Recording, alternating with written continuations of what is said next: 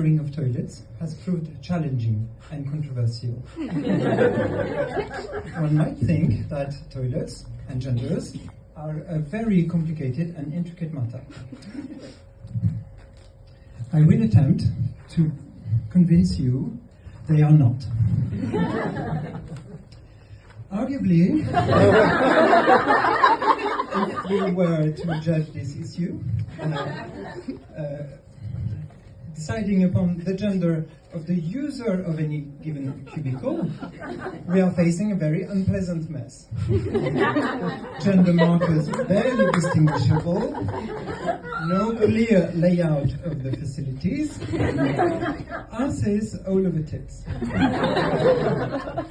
But if we shift our focus away from the biological pronouns, names, and sex of the user of the toilet, then it is obvious. The key to the correct gendering of the loos lay in the biology of the bowl itself. Only then can we determine with scientific accuracy the biological sex of toilet seats and cubicles. We are able to do so by following a rigorous transvestigation of urinals and recreational facilities, otherwise known as the turf method. In search of truth, I turned to the place I would most likely find it. Instagram polls. Participants of the study were tasked with transvestigating images of loos by selecting which gender they featured: biologically male, biologically female, or biologically something else entirely. This case yielded the earliest intuitions as to the nature of the relationship between toilet bowls and genders. It was determined to be 50% female and 50% high heels emoji. It very straightforwardly presents as biologically female on high heels. This one, featuring seating for an audience facing the water closet, has been decided a biological mansplain. This green layered loo is obviously a biological brat. This case now puzzled the team.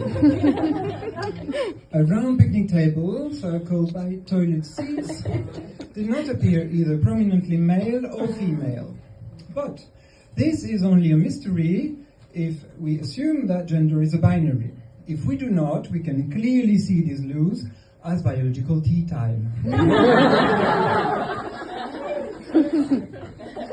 A couple of bowls facing each other, mounted on top tiles, sharing a handle, a bin, and only one available loo roll, showcases another type of biological moment of truth of a more confrontational nature, and has been decided a biological staring contest. This toilet seat,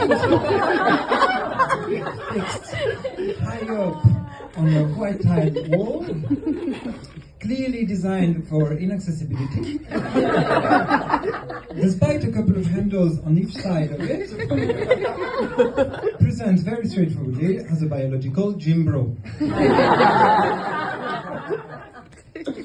I was able to conclude that there exists an indefinite and discrete set of gendered descriptions of unique and singular loos. Propositional analysis of this conclusion yields the following conjecture. The number of existing genders is a natural, non-woke number, strictly equal to the number of existing loos. Thank you very much.